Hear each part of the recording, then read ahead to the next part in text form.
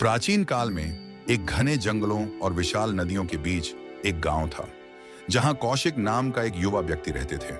उसके माता पिता वृद्ध हो गए थे और उनकी देखभाल करना कौशिक की जिम्मेदारी थी।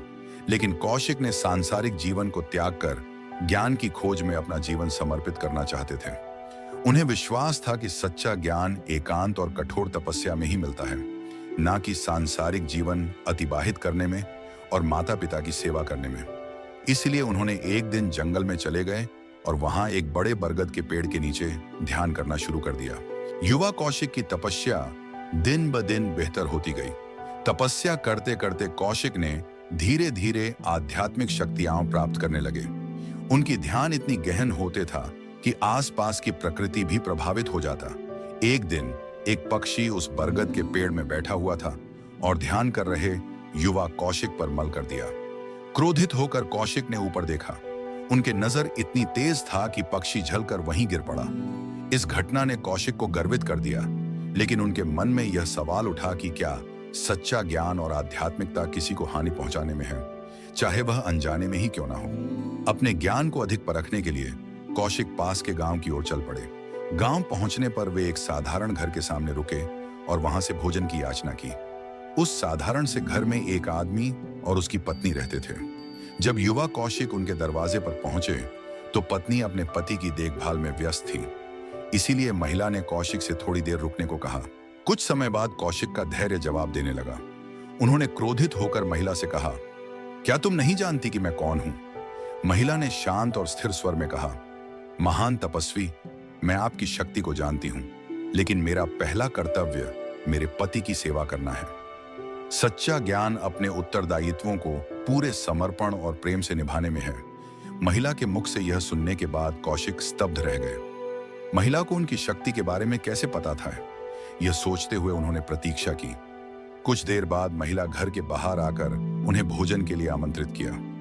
भोजन परोसने के बाद महिला ने कौशिक को कहा, यदि आप वास्तव में ज्ञान प्राप्त करना चाहते हैं तो पास के नगर में धर्मव्याध नामक कसाई रहता है, आप उसके पास जाएं।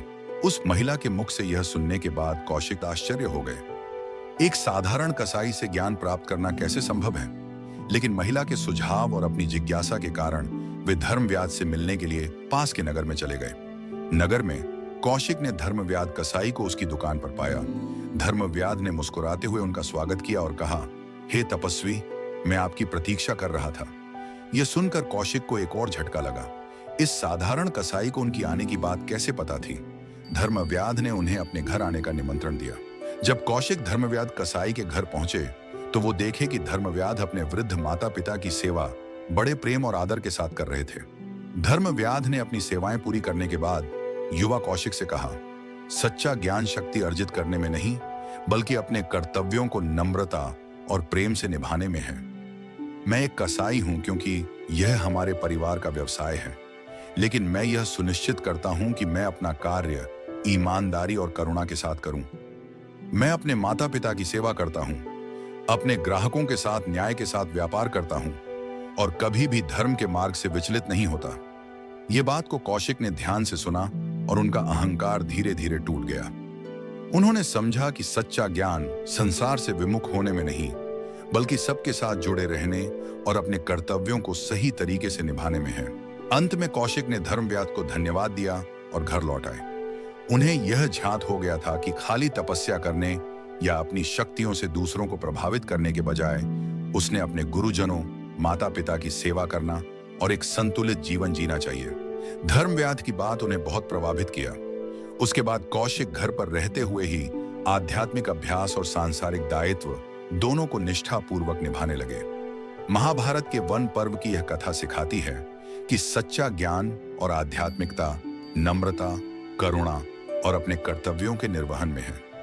अपने गुरुजनों की सेवा करते हुए सांसारिक जीवन में भी हम आध्यात्मिक अभ्यास कर सकते हैं। यह हमें याद दिलाती है कि कोई भी कार्य छोटा या तुच्छ नहीं होता यदि उसे समर्पण और ईमानदारी से किया जाए। अहंकार और घमंड हमें जीवन के सच्चे अर्थ से दूर कर सकते हैं, लेकिन विनम्रता को अपनाकर हम सबसे अप्रत्याशित स्थानों पर भी ज्ञान प्राप्त कर सकते हैं।